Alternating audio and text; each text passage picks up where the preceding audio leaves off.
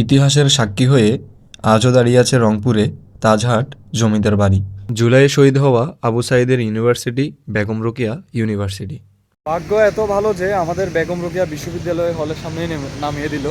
এরপর আমাদের এক ভাই রিসিভ করে হলে নিয়ে যায়। রাতের খাবারটা আমরা হলেই খাই, খাবারের টাকা দেয় সুমন। গতকাল ছিলাম বেগম রোকেয়াতে, বেগম রোকেয়া বিশ্ববিদ্যালয়ের একটা হলে বড় ভাইয়ের। তো এখন যাচ্ছি নাস্তা করতে, আর একটা বড় ভাই আছে এখানে। সুমনের এক বড় ভাই আসলো নেত্রকোনা থেকে, উনি এখানেই পড়াশোনা করেন।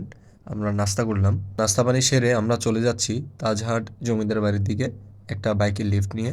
আসসালামু আলাইকুম। থ্যালাসেমিয়া সচেতনতায় টাকা ছাড়া বাংলাদেশের 64 জেলা ভ্রমণে আমার 37তম দিন, 29তম জেলা। আমি আছি রংপুরে। আমার পিছনে যেই বাড়িটি দেখতে পাচ্ছেন এটা হচ্ছে তাজহাট জমিদার বাড়ি। সো এখানে ঢুকতে আপনার প্রবেশ ফি লাগে হচ্ছে 30 টাকা। আর আমি যেহেতু টাকা ছাড়া ভ্রমণ করছি, আমি হচ্ছে বিনা টিকিটে প্রবেশ করলাম। আমি কর্তৃপক্ষের সাথে কথা বলে, আর বেগম রোকেয়া হলে ছিলাম গতকাল রাতে। ওইখান থেকে হচ্ছে আমরা লিফটের সাহায্যে ডাইরেক্ট তাজবাড়িতে চলে আসি। তাজহাট জমিদার বাড়ি বাংলাদেশের রংপুর শহর থেকে 5.4 কিলোমিটার দূরে তাজহাটে অবস্থিত। এটি ঐতিহাসিক প্রাসাদ, যা এখনও একটি জাদুঘর হিসেবে ব্যবহৃত হচ্ছে। আপনারা যদি রংপুর আসেন তাহলে অবশ্যই তাজহাট জমিদার বাড়ি ভিজিট করে যাবেন।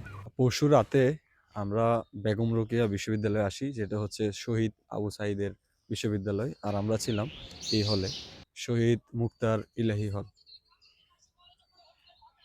তো এখানে 2 রাত ছিলাম। এখন আমরা চলে যাচ্ছি জয়পুরহাটের উদ্দেশ্যে ইনশাল্লাহ। আমার পিছনে যে বিশ্ববিদ্যালয়টি দেখতে পাচ্ছেন এটি হচ্ছে বেগম রোকেয়া বিশ্ববিদ্যালয়, যেখানে হচ্ছে আবু সাঈদ পড়াশোনা করেছিল। তো এটা হচ্ছে আবু সাঈদের বিশ্ববিদ্যালয় আর কি। তো আমরা সকাল সকাল রেল স্টেশনের দিকে যাচ্ছি। আমরা যাব জয়পুরহাট। তো অনেক ভোরে উঠে গেছি আমরা, যাচ্ছি ওইদিকে। এটা হচ্ছে শহীদ আবু সাঈদ চত্বর। বেগম রোকেয়া ইউনিভার্সিটি থেকে আধা ঘন্টা পায়ে হেঁটে চলে আসলাম রংপুর রেলওয়ে স্টেশন। এখন আমরা ট্রেনের জন্য অপেক্ষা করছি। ট্রেন আসলে হচ্ছে আমরা জয়পুরহাট চলে যাব।